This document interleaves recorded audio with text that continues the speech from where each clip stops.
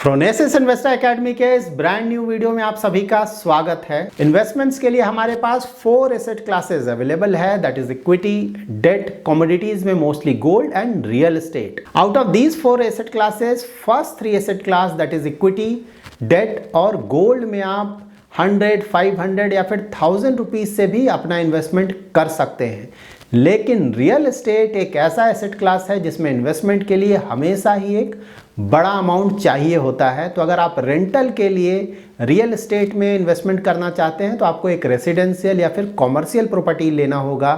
और अगर आपको अच्छा रेंटल चाहिए और रेगुलर रेंटल चाहिए तो मोस्टली आपको एक कॉमर्शियल प्रॉपर्टी लेना होगा, जो कि काफ़ी कॉस्टली है। जब भी हम अपने इन्वेस्टमेंट्स में डाइवर्सिफिकेशन की बात करते हैं, that too through asset allocation, तो मोस्टली रिटेल इन्वेस्टर्स के लिए ये जो रियल एस्टेट का एसेट क्लास था वो आउट ऑफ रीच हुआ करता था। नाउ रियल एस्टेट में इन्वेस्टमेंट्स के लिए, दैट टू इंडिया के टॉप कॉमर्शियल प्रॉपर्टीज में इन्वेस्टमेंट के लिए हमारे पास एक इन्वेस्टमेंट प्रोडक्ट अवेलेबल है, जिसमें आप अपना इन्वेस्टमेंट सिर्फ 10,000 से 15,000 रुपए में शुरू कर सकते हैं। इस इन्वेस्टमेंट प्रोडक्ट का नाम है real estate investment trust, that is रीट्स। इस वीडियो में हम डिटेल में जानेंगे कि रीट्स होते क्या है और रीट्स में इन्वेस्टमेंट के लिए इंडिया में हमारे पास कौन से ऑप्शंस अवेलेबल हैं, और साथ ही हम रीट्स के एडवांटेजेस और डिसएडवांटेजेस के बारे में भी जानेंगे। और हम ये भी जानेंगे कि रीट्स पे टैक्सेशन किस तरह से एप्लीकेबल होता है। और मोस्ट इंपॉर्टेंटली हम जानेंगे कि अगर हमें रीट्स में अपना इन्वेस्टमेंट करना है तो वो इन्वेस्टमेंट हम कैसे करें।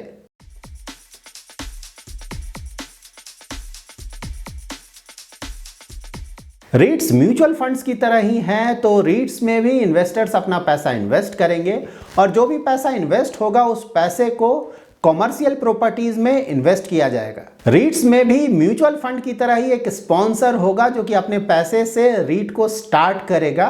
उसके बाद इन्वेस्टर्स रीट्स में अपना पैसा इन्वेस्ट करेंगे और जो पैसा इन्वेस्ट हो रहा है उस पैसे को मैनेज करेगा फंड मैनेजमेंट टीम। और यहाँ पे एक ट्रस्टी भी होगा और उस ट्रस्टी का काम ये होगा कि जो भी पैसा कलेक्ट हो रहा है या फिर इन्वेस्ट हो रहा है उस सारे प्रोसेस के दौरान इन्वेस्टर्स के इंटरेस्ट को सेफगार्ड किया जा सके। सो नाउ रीट्स जब इन्वेस्टर्स का पैसा कॉमर्शियल प्रॉपर्टीज में इन्वेस्ट करते हैं तो इन्वेस्टर्स को यहाँ पे 2 तरीके का बेनिफिट मिलता है। फर्स्ट ऑफ कोर्स है कैपिटल एप्रिसिएशन, दैट इज अगर रियल एस्टेट का प्राइस ऊपर जाता है तो ओवरऑल वहां पे इन्वेस्टर्स को फायदा होगा। और दूसरा बेनिफिट है रेंटल इनकम।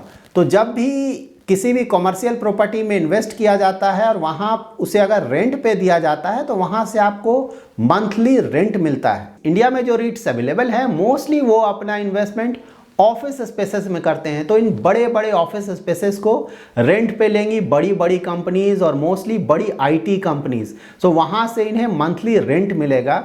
और इन ऑफिस स्पेसेस के अलावा कुछ इन्वेस्टमेंट मॉल्स में हो सकता है या फिर वेयर हाउसेज में हो सकता है। इंडिया में जब रीट्स इंट्रोड्यूस हुआ था तो उस समय इसमें minimum ticket size, that is investment size रखा गया था 50,000 का।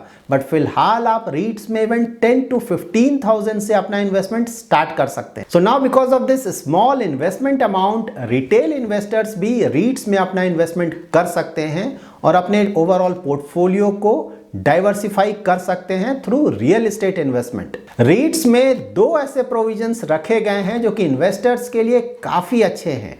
फर्स्ट है, अगर आप एक ऐसे इन्वेस्टर हैं जिसे कि रेगुलर इनकम चाहिए तो यहाँ पे रीट्स में जो भी net distributable cash flow generate होता है उसका 90% यूनिट होल्डर्स को एज अ डिविडेंड और इंटरेस्ट पे करना होगा। सेकंड है, रीट्स का जो टोटल इन्वेस्टमेंट है उसका 80% इनकम जनरेटिंग एसेट में इन्वेस्ट करना होगा और ओनली अप टू 20% इस टोटल इन्वेस्टमेंट का वैसे प्रॉपर्टीज में इन्वेस्ट हो सकेगा जो कि अभी भी अंडर कंस्ट्रक्शन है। नाउ हम जानेंगे कि रीट्स में इन्वेस्टमेंट करने के मेजर एडवांटेजेस और मेजर डिसएडवांटेजेस क्या हो सकते हैं। रीट्स में इन्वेस्टमेंट के 4 मेजर एडवांटेजेस हो सकते हैं। फर्स्ट है डाइवर्सिफिकेशन, तो आप इक्विटी, डेट और गोल्ड के अलावा फॉर योर डाइवर्सिफिकेशन पर्पस आप रियल एस्टेट में भी थ्रू रीट्स अपना इन्वेस्टमेंट कर सकते हैं। सेकंड होगा स्मॉल इन्वेस्टमेंट अमाउंट, क्योंकि अगर आप कॉमर्शियल प्रॉपर्टीज में खुद से इन्वेस्टमेंट करने जाएंगे तो वहां पे इन्वेस्टमेंट अमाउंट काफी बड़ा होगा, जबकि थ्रू रीट्स आप सिर्फ 10 to 15,000 में commercial properties, that too India के टॉप कॉमर्शियल प्रॉपर्टीज में अपना इन्वेस्टमेंट कर सकते हैं। थर्ड एडवांटेज है बेनिफिट ऑफ प्रोफेशनल मैनेजमेंट, क्योंकि अगर आप खुद से किसी कॉमर्शियल प्रॉपर्टी में इन्वेस्ट करते हैं तो आपको एक अच्छा कॉमर्शियल प्रॉपर्टी पहले सेलेक्ट करना होगा और फिर उसे मैनेज करना होगा। लेकिन यहाँ पे आपके पास एक ऐसा प्रोफेशनल टीम है जो कि वेल एक्सपीरियंस्ड भी है, जो कि ऑन योर बिहाफ उस कॉमर्शियल प्रॉपर्टी को मैनेज करेगा। फोर्थ बेनिफिट है रेगुलर इनकम। तो जैसा कि मैंने आपको ऑलरेडी बताया है कि रीट्स में जो भी net distributable cash flow generate होगा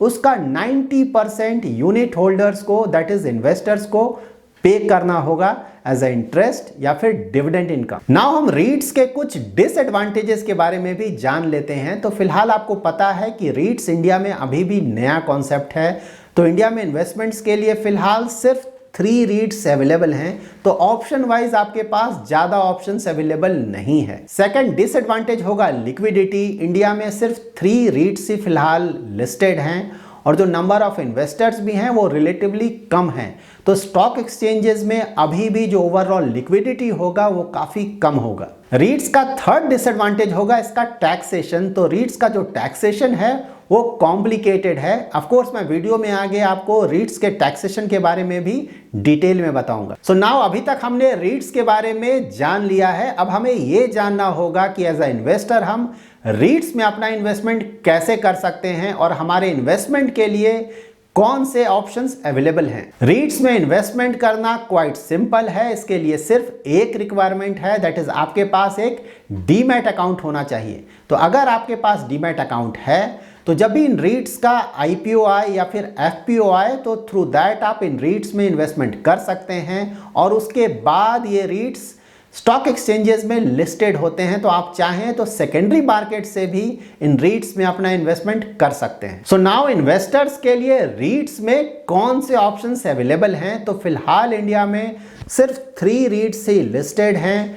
फर्स्ट है एम्बेसी, सेकंड है माइंडस्पेस एंड थर्ड है ब्रुकफील्ड। नाउ हम रीट्स पे एप्लीकेबल टैक्सेशन के बारे में जानेंगे। सो मोस्टली रीट्स पे 3 तरह के टैक्सेशन एप्लीकेबल होंगे। फर्स्ट होगा कैपिटल गेन्स पे, सेकंड होगा डिविडेंड इनकम पे और थर्ड होगा इंटरेस्ट इनकम पे। सबसे पहले हम जानेंगे कि कैपिटल गेन्स पे टैक्सेशन कैसे एप्लीकेबल होगा।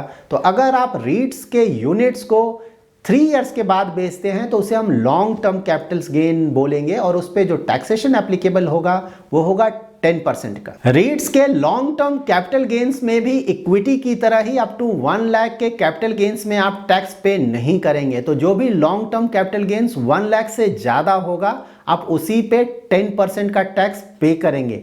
लेकिन आप यहाँ पे ध्यान में रखें कि ये जो 1 लाख का कैपिटल गेन्स है जिसपे आप टैक्स नहीं पे करेंगे उसमें इक्विटी भी एडेड है। तो ऐसा नहीं है कि आप इक्विटी में अलग से 1 लाख का एडवांटेज लेंगे और रीट्स में 1 लाख का अलग से एडवांटेज लेंगे। और अगर आप रीट्स के यूनिट्स को 3 ईयर से पहले बेचते हैं तो उसे हम बोलेंगे शॉर्ट टर्म कैपिटल गेन्स और उस पे टैक्सेशन एप्लीकेबल होगा 15% का। सो नाउ रीट्स से जो हमें इंटरेस्ट मिलेगा उस इंटरेस्ट पे किस तरह का टैक्सेशन एप्लीकेबल होगा।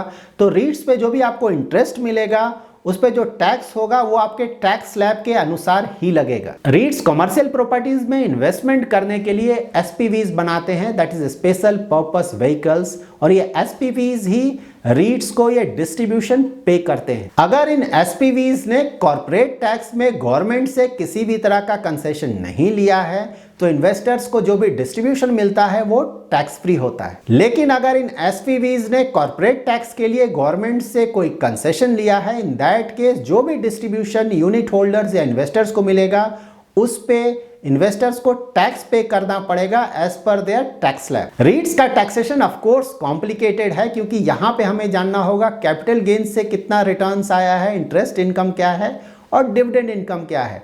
बट मोस्टली जो इंडिया में रीट्स हैं वो आपको रेगुलर बेसिस पे इन सारे डिफरेंट इनकम्स का आपको डिटेल्स प्रोवाइड करेंगे।